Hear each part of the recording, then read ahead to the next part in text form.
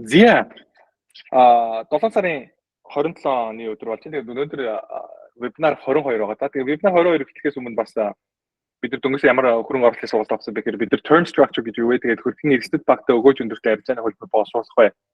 Option ашиглан энэ хүү арилжааны хөлбөр боловсруулах бай гэдэг хичээлийг дөнгөж ороод дууссан. Тэгээд хөрөнгө оруулалтынхаа сургалтанд хамрагдаг босоод байх юм бол хамрагдаж болно. Тэгээд мүлжүүлэлтээ zig.com руу та бүхэн ороод энэ хүү төрлийн мэдээллийг авах боломжтой. Тэгээд мүлжүүлэлтээ zig.com маань ингэж харагдаж байгаа. Тэгээд та бүхэн маань сахаг хэмээр байсан браузернаас авах юм бол харагдаж байгаа. Тэгээд бид нар арилжааны өдрөө болгон шинээр мэдээлэлүүд оруулаад ингээд явдаг юм идэвхтэй хурцтай хамт олон байгаа. Тэгээд вебинар 22. Тэгээд өнөөдрийн сэдв маань юу вэ гэхээр яагаад биткойн 1 сая доллар хүрэх вэ гэдэг сэдвээр ерөнхийдөө хийсэн. Тэгээд энэ дээр ерөнхийдөө миний хийсэн ажил маань юу вэ гэхээр өнөөдөр Теннесид очиж Трамп ер нь биткойнтой холбоотой яриа хийсэн. Тэгээд биткойнтой холбоотой яриануудыг ер нь нэлээд ярьж ирсэн. Одоо жишээ нь Ross Ulbricht төлөө нэг залуу жишээ шоронд орсон Silk Road гэдэг нэртэй хар зах зээл дээрх одоо энэ юу гэдэг хар тамхи буу мууны борлуулалтыг биткойн ашиглаж хийх болдог нэг юм бизнес хийгээд амар олон биткойн ашиг хийгээд тэгээд тэрийг 100% зүгээр номын сангаас ажиллуулчихсан юм залуу байсан байхгүй. Тэгээд тэр залуу угаасаа шоронд орсон. Тэгээд одоо л шоронд байгаа. Тэр залууг сулсан энэ төр гэж чинь ингээд эртнээс эхлээд ер нь бол манай яриад эхэлсэн байсан. Тэгээд энэ CBDC буюу Төв банкны Central Bank Digital Currency буюу CBDC гэдэг энэ зүйлийг Трамп жишээ нь 20 өдргээд Vivek-тэй ярилцж байгаа жишээ дараад нэг сэдвүүд хүрдээ энтергээд ярьж хэлцэнтнийг бас санаж байгаа. Тэр бол хэдэн сар болж ирсэн. Тэгээд өнөөдөр бол бүр ингээд энэ хүү яриа маань дахиад цаашаа дамжаад дараагийн өөр төвшин дээр ерөнхийдөө бол хүрээд ирчихэж байгаа. Тэгээд өнөөдөр жишээ Трампын ярьсан юмнуудыг жишээ нь энд ингээд багцлаад энэ Watcher Guru айгуу хүрхэн бичсэн байна л та. Тэгэхээр on day 1 I will fire Gary Gensler буюу Gary Gensler одоо энэ Америкийн санхүү SEC чинь монголоор ярих юм бол санхүүгийн зохицуулах хороо гэж ярих бол санхүүгийн төв санхүүгийн зохицуулах хороо. I'm not sure. Ямар ч тэр хэвчээ. SEC-гийн одоо энэ Gary Gensler гэж нэг нөхөр байгаа. Биткойнтой холбоотой хичээл зааж байсан хүмүүсийн болохоор биткойныг сайн мэддэг юм байна. Энэ бол криптотой амар нэлээд friendly байх болов гэж зах зээл бол горддог байсан. Гэхдээ энэ бол худлаа гэж таарсан. Криптог эсрэг хамгийн их тэмцсэн, криптог хамгийн их харлуулсан хүмүүсийн нэг бол энэ байгаа. Тэгээд 2021 он, 22 он эдгэрт бол крипто дээр миний бэрж байсан том шалтгаануудын нэг маань ерөөсөө энэ Америкт байгаа бодлого боловсруулах, хууль боловсруулахын байгууллагын нэгжүүдийн энэ хүмүүс маань ерөөхдөө криптотой холбоотой энэ хадлага маань нэлээд сөрөг байсантай холбоотой байсан. Би юунд тэгдэггүй байсан бэ гэхээр крипто ерөөсөө Америк биднэрт хэрэггүй, Америк хүмүүс ерөөсөө зоосохгүйгээр бид нар ингээд Америкаас гадуур ороод крипто хөгжнө гэж ярьдаг байсан бол би тэгдэггүй байсан. Ягаад гэвэл Америк бол дэлхийн хамгийн инновацлог, хамгийн том одоо юу гэдэг стартапын соёлтой юм мундаг орн. Энэ орноос крипто зах зээл гараад явчих юм бол крипто тийм ирээдүйтэй биш гэдэг би дүгнэлтэнд угаасаа хүрч ирсэн. Яг тэгэхээр крипто зах зээлийг өнөөдөр санхүүжүүлсэн, санхүүжилт хийж байгаа том компаниуд нь ч өөрөө Америк, криптогийн хамгийн том төслүүд ч бүгд Америкаас гарч ирсэн. Тэгээ бүх том инновацууд ерөнхийдөө бол Америкт явдаг. Тэгээд энэ зах зээл маань өөрөө Америкгүйгээр өөрөө энэ зах зээл одоо юу гэдэг нь хөгжин дивжин үнэхээр одоо гэгээлэг байна гэсэн санаа хүмүүс ярьж байгаа. Би тэрийг бол 100% худлаа гэж боддог. Тэгэхээр Америкийн яг улс төртэй холбоотой энэ криптогийн хэсэг явж ирсэн энэ үйлчлүүд ерөнхийдөө энэ бодлогод маань юу байсан бэ гэхээр крипто зах зээл маань нэлийн ирээдүгүү болох магадaltaй байгаа юм биш үү гэдэг ийм бодлыг бол төрүүлж ирсэн. Гэхдээ сүүлийн 1-2 жил багаар ерөнхийдөө бол өөрчлөлтүүд гарч ирсэн. Тэр өөрчлөлтүүдийн нэг маань ерөнхийдөө юугаар ирсэн бэ гэхээр Telegram, Coinbase энэ төргээд энэ хүү компаниуд маань SEC-ийн эсрэг ерөнхийдөө шүүхтэд ялаад эхэлсэн байгаа. Тэгээд Bitcoin ETF гарснараа ер нь энэ SEC чинь яг энэ зах зээлийг хорж чадахгүй биш үү гэдэг энэ хүү ойлголт маань ер нь зах зээлд бий болж ирсэн. Тэгээд өнөөдөр дараагийн 27 дахь Америкийн ерөнхийлөгч болох өндөр магадaltaй Republican намаас дэмжиж байгаа Donald J. Trump биткойнтой холбоотой ивентээр хурж ирээд өнөөдрийн ярьсан энэ яриануудыг ярьж байгаа нь өөрөө энэхээр зах зээл маань огцсон ерөнхийдөө U-turn хийгээд 180 гараад хилцсэн байна гэдгийг бол бид нарт бол ойлгож харуулдаг байна. За тэгэхээр Gary Gensler шууд эхний өдөр хална гэж байна тий. Тэгээд create a US government strategic national Bitcoin stockpile буюу биткойнтой холбоотой стратегийн нөөц бий болгоно гэж. Энэ бүр гайхалтай. Тэгэхээр яадаг вэ гэхээр одоо жишээ нь шоронгоос суулгах гэдэг тэр Ross-тэй залууг баримтлаад ийм нөхдүүдийг баримтчаар юу болдог вэ гэхээр тэр биткойныг Америк хураагаад авчдаг. Тэгээд дараад нь байлгаж байгаа тэрийг дуудлагуудаар зарчдаг байхгүй. Тэгээ эсвэл ингээд оруулж ирээд зараад тэгээ сая бол одоо жишээ нь юу гэдэг Mt. Gox-тэй холбоотой биткойн зарагдлаа. Германы засгийн газар нийтээр хулгайгаар кино зардаг байсан нөхдүүд биткойноор авсан байсан орлого нь хураацсан байсан тэр нь бүр хэдэн тэрбум долларын биткойн болсон тий. Тэрийн зарлаа гэж жишээ сая зах зээл дээр уналд орж ирсэн шүү дээ. Тэгээ бид нар бол хідэж бэрш болоог үргэлжлүүлэн буулж байсан. Гэхдээ ямар ч зах зээл нэмэр эрсдэл байгаагаар бүжигтэй болон бид нар бол хавж харж ирсэн. Тэгээд тэгвэл яванда одоо Трампыг ерөнхийлөгч болсны дараа ингэж хураасан биткойнуудыг бүгдийг ингэ хадгална гэж ярьж байна. Тэгэхээр нэг ч удаа биткойн. Дээрээс нь бүр яг биткойны хүмүүсийн ярьдаг яриануудыг ярьж байгаа. Bitcoin is going to the moon буюу одоо тий бид нар одоо сар руу явна. Never sell your bitcoin. Хизээж биткойноо битгий зараарай. Тэгээд Bitcoin will one day probably surpass market cap of gold буюу биткойны одоо хүмүүсийн ярьдаг одоо энэ Bitcoin maxis энэ гэж яриад байгаа. Тэгээ нөхдүүдийн ярьдаг gold-ийн зах зээлийн үнэлгээг одоо Bitcoin давнаа гэдэг яриаг өндөр жишээ нь Трамп ярьж байна. Тэгээд миний ярьсан залуу энэ нэрийг хэлж чадахгүйсэн. Ross Ulbricht гэдэг энэ залуу жишээ нь тулна гэж хэлж байна. Тэгээд two банкны digital currency бид нар гаргахгүй гэж ярьж байна. Дээрээс нь энд бас бичигдээгүй байна. Би stable coin-ыг дэмжинэ гэж жишээ нь Трамп бас ярьсан. Тэгэхээр тэр бас амар гоё. Дээрээс нь биткойн бол ингээд өснөө. Та нар намайг одоо ерөнхийлж болох юм бол биткойн итгэдэг хүмүүс бүгдээрээ одоо happy болно. Бид нар бол одоо биткойны хөгжлийг, биткойны одоо энэ инновацийг, энэ криптотой холбоотой, хэвлэл оюун ухаантай холбоотой энэ технологийн хөгжлийг Америк үргэлжлүүлэн тэргүүлэх болно. Бид нар Америкийг одоо агуу болгоно гэдэг яриаг өнөөдөр хийсэн байгаа. Тэгэхээр цаг гарны яриаг би та бүхэн агуу богинохон тогтлоо ярьчихна гэсэн. Тэгээд энэний дараа надад юу гэж бодож байна гэхээр зах зээл дээр явж байгаа хэдүүл трендүүдийг олж харъя. Хамгийн өрмөц итгэхэд хэцүү гэмээр тренд маань юу байсан бэ гэхээр Michael Saylor байсан. Michael Saylor маань өөрөө MicroStrategy гэдэг энэ технологийн жижиг компанитай. Тэгээд нэлээд мундаг ер нь бол entrepreneur. Гэхдээ юу гэдэг Mark Zuckerberg, Elon Musk-ийн тийм төвшөнд бол хүрэхээр биш тийм одоо харьцангуй ерөнхийдөө амжилттай тийм entrepreneur хүн байсан. Тэгээд энэ хүн бол одоо энэ биткойныг асар их хэмжээгээр худалдаж авч компанийнхаа баланс шийдвэр тавьснараа ирээдүйд бол одоо магадгүй те биткойныг нэлийн өсөө сая доллар болох юм бол дэлхийн хамгийн баян хүн болох маркетинг ийм таваар шатад хуурч байна гэсэн. Тэгээд энэ хүн жишээ нь юу гэдэг бас энэ хүн ивентээр хурж ирээд ярихдаа юу гэж ярьсан бэ гэхээр биткойныг энд ярьсан гэсэн баха. Энэ дэр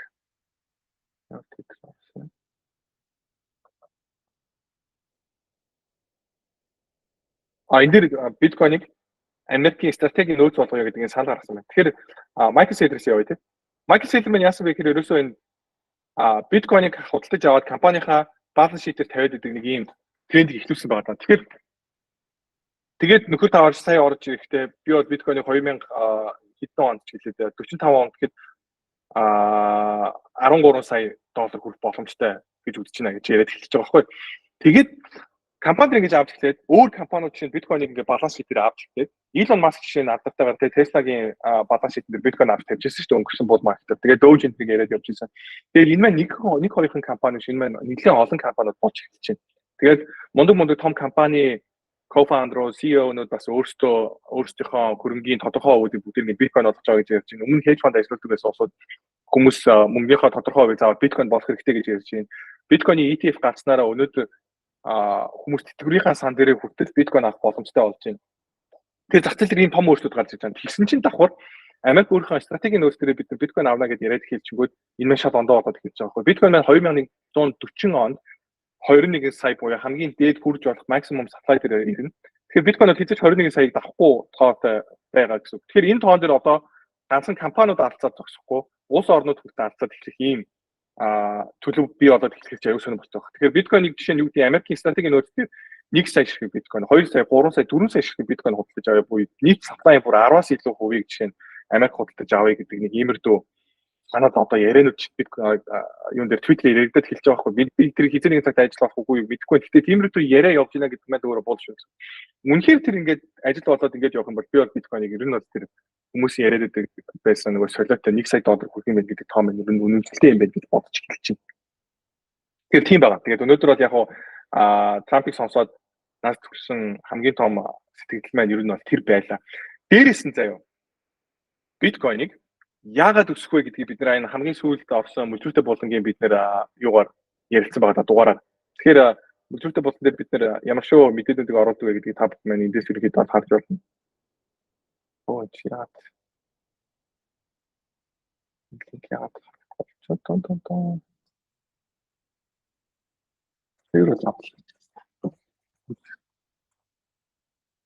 Сүүлд орсон дугаар энэ. Биткойн, Alt 2 энэ мэдээнээс болоод өснө бидний дугаар бид нэр мөлжөлтэй болсон дээр энийг таацуудад бид нэр оруулсан. Тэгээд таацууд мэдээж би option холбоотой, макротой холбоотой мэдээллүүдийг бидний мэдээж ярилцаад явах тэрүүгээр ярьсан. Бидний бондтой холбоотой индикатор дээр ерөнхийдөө бол энэ индикатор маань дахиад жоохон унаад хэрвээ энэ ногоон зураас энэ оролцсон бол доошоо зах зээл маань ерөнхийдөө бол үнэлт маань үргэлжлэн. Тэгээд гэх мэтлийн иймэрхүү мэдээллүүд бид нэр оруулаад явуулж байгаа. Тэгээд нэг сонирхолтой мэдээлэл нь болохоор энд очсон. EU буюу Europe sends first 1.6 billion dollars from frozen Russia assets to Ukraine. Тэгэхээр дэлхийд юу болсон бэ гэхээр өнгөрсөн оны 2 сард Орос Украин руу дайралт хийсний дараа Оросын олигархуудын мөнгийг төвчгээс гадна Америк болон энэ бусад энэ том орнуудын засгийн газрын бондыг худалдаад авсан байсан Оросын ассетыг бид нар хөлдөөцсөн буюу төвчсөн байгаа. Тэгэхээр яасан бэ гэхээр шууд мөнгийг чинь бид нар булааж авлаа гэж бол хэлээгүй. Дээрээс нь энэ мөнгө чинь бол одоо ингээд үргэлжлүүлэн бол ингээд одоо тэг хүүгийн орлогоо аваад явна гэдэг нь бол ойлгомжтой ингээд байж байгаа шүү дээ. Тэгээ мөнгөний нот ихтэй буцаад өгөхгүй байгаа байхгүй ягаад тэгэхээр та нар ингээд Украин руу дайрсан. Тэгээд Украин бол яг үндэ ягаад юу Украин руу дайрахаар заавал бас Европ, Америк шиг байж төстэй чинь. Тэгээд тэр жишээ гаргадаануудыг бол бид зөндөө олон цаг яриад магаж болно. Өнөөдрийн ярианы гол сэдв биш. Тэгээ энэ бол байж болох ер нь бол хамгийн хөнөөлтөө үйлдэлийг энд ингээд хийж байгаа. Тэгэхээр Европын одоо энэ орнууд Европын холбооч гэдэг юм уу те энэ шийдвэрийг хэн гаргадаг гэдгийг бол би сайн мэдэхгүй байна. Одоо Европын холбоо гэдэг угаасаа энэ дээр бичсэн байна. Тэр Европын холбоо маань өөрөө тусдаа орнууд ч гэсэн мөнгөний бодлого нэг юм өрмөц ерөөхдөө ситүэйшнтэй дараад байгаа шүү дээ. Тэгээд Оросын ассетаас олсон 1.5 тэрбум 6 тэрбум долларыг одоо Украин руу явуулна гэдэг юм. За яг ингээд том зургаар нь харах юм бол Орос шиг баян орны хувьд, Европ шиг баян орны хувьд 1 тэрбум доллар юу ч шахахгүй. 1 тэрбум евро юу ч заавал ягаад Оросын мөнгөөс авч явуулж байгаа. Тэгээд энэ бол цэвэр хулгай явж байна гэсэн үг. Тэгээд санхүүгийн зах зээл маань өөрөө юундээ тогтдог вэ гэхээр ихтэлцэл гэдэг зүйлтэй тогтдог. Тэгээд өнөөдөр Оросын ассетыг хулгайж аваад Европ руу явуулснараа энэ бол асар итгэл хөвцөн том асуудал болж байгаа. Тэгэхээр Путин сайн хүн ч муу хүн ч бид нар тэрийг зөндөө ярьж байна. Гэхдээ Орос гэдэг орн бол стратеги талаас нь харах юм бол Орос бол аягүй тийм чухал орн. Би бол одоо чинь Израиль Хамас хоёрыг байлж явахдаа миний өнцөг бол юу байдаг вэ гэхээр энэ лавлын шашинтай радикал тэг хүмүүсийг хамж чаддаг, жоохон хүүхдүүдийг толгойг тасдаг, жоохон хүүхдүүдийг одоо жишээ нь юу гэдэг те бүр ингээд пэйжн дотор хийгээ шараад олчихж байгаа шүү дээ. Энэ хүүхдүүдийг би бүгдийг алах хэрэгтэй гэж бодож байна. Оросыг жишээ нь бид нар Хамастай зүрэж яриад утгагүй байгаа байхгүй. Ягаад гэвэл Орос муухай байж болно, Путин муухай байж болно. Гэхдээ арай ч хэднүүд нэг те Хамасын төвшин дээр ирлээ муухай хүмүүс биш те. Тэгэхээр дээрэс нь Орос ямар чухал орн блэ? Дэлхийн хамгийн том газрын тосны нөөцтэй, байгалийн нөөцтэй. Тэгээд дээрэс нь дэлхийн хамгийн их улаан буудаа боловсруулдаг. Дээрээс нь алмазны нөөцөөрөө чинь дэлхийд дээгүүр ордог. Дээрээс нь палладиум юу гэдэг ингээд зөндөө олон нөөцүүдийг бүгдийг нь яхан бол Орос бол ерөөсөө байгалийн нөөцөөр асар баялаг юм орн байгаа байхгүй. Өнөөдөр бид нар дэлхийн бусад бүх орнууд Оростой 100% ингээд холбоогоо тастаад нэг ч арилжаа хийгээ болоод ингээд Оросыг тэр чигт ингээд юу гэдэг те огт байхгүй ингээд дэлхийд тэр ерөөсөө ингээд энэ орн байхгүй юм шиг ажиллах юм бол ганцхан Орос хохироо зогсохгүй дэлхий хохирох байхгүй. Хүмүүст одоо чинь ингээд өсөглөн болоод ингээд явчих.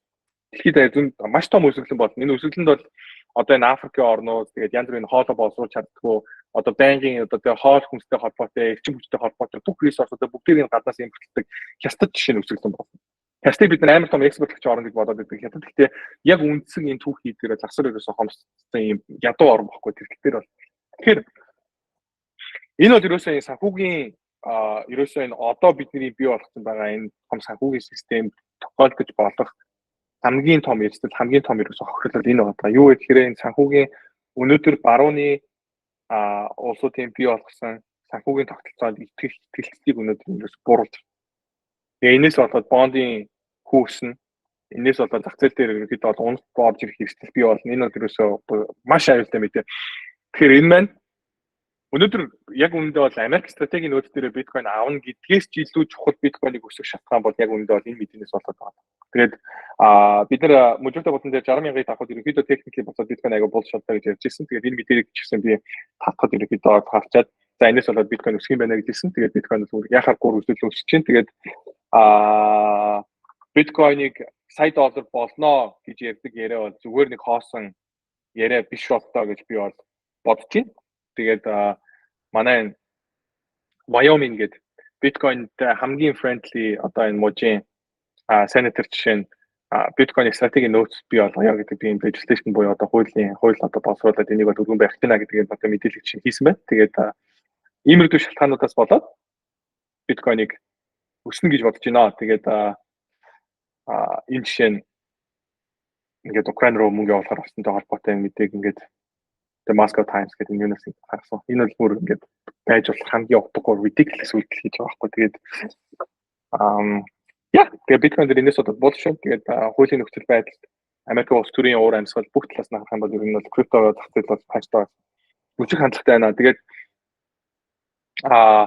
манай пупиг аваад Монголоос гарсан янз бүрийн зооснуудыг аваад одоо мөнгө алдаад юу гэдэг крипто зах зээлд хэтгэлээ алдаад алга болсон байсан усуд байгаа бол одоо эргэж орж ирэх цаг мөн шүү те. Ямар нэг юм дээр тийм сэтгэлийн хөдөлгөөнөөс илүүтэйгээр бид яг фактн дээр үндэслээд яг зах зээл дээр явж байгаа энэ трендийг бид мэдрээд энэ зах зээл дээр оролцож байх нь айгүй чухал. Тэгээд энэ тоглоомыг бид богино хугацаанд биш урт хугацаанд тоглож байгаа. 1 сарын дотор баяжих гад 2 сарын дотор баяжих байгаа юм байхгүй. Тэгээд та бүхэн маань ч гэсэн яг тийм үс сэтгэлгээгээр орж ирээд мөчөртө болгонгаа дагаад бидтэй нэг юм бол гахалтай тийм цаг үе байна. Тэгээд одоогийн байдлаар мөчөртө болон сарын $55 байгаа. Тэгээд сар болгон бидний төлбөр байна $5 өсөж байгаа $100 болтоо өснө. Тэгээд ягаад өсөж байгаа гэхээр та одоо ороод чинь $55 авчих юм бол $55 дандаа хэвээрээ байна. Жилээр чинь хямдалтай үнээр авах юм бол жилийн тэр хямдалтай үн чинь дандаа хэвээрээ байна. Тэгээд хүмүүс орж ирээд нэгэн сар нэг орлож үзчихээ тэгээд алга болчдөг ерөнхийдөө юм үзэгдлийг бууруулахын тулд дээрэс нь бидний өгж байгаа мэдээлэл маань ерөнхийдөө бол цаг хугацаа өнгөрөх тусам битрийн гэж ярьдаг хөрхий би ганцаараа ингэж миний өгж байгаа мэдээлэл маань цаг хугацаа өнгөрөх тусам илүү чанартай болж байгаа сайжирч байгаа учраас би бас өгж байгаа мэдээлэл төр илүү ихтэй байгаа учраас энэ ханшманд бас өсөж байгаа юм шүү. Дээрээс нь инфляц гэж ойлгоод байна. Миний амжиргааны зардлаас өндөр болж байгаа учраас. Тэгээд ийм байна. Тэгээд өнөөдрийн вебинар үгээр өндөрлөж чинь тэгээд цаг гаргаж мөчөртө бодог дагж байгаа манай мэдээллийг авч байгаа сонсож байгаа та бүхэндээ баярлалаа. Тэгээд дараагийн дугаараар уулзъя.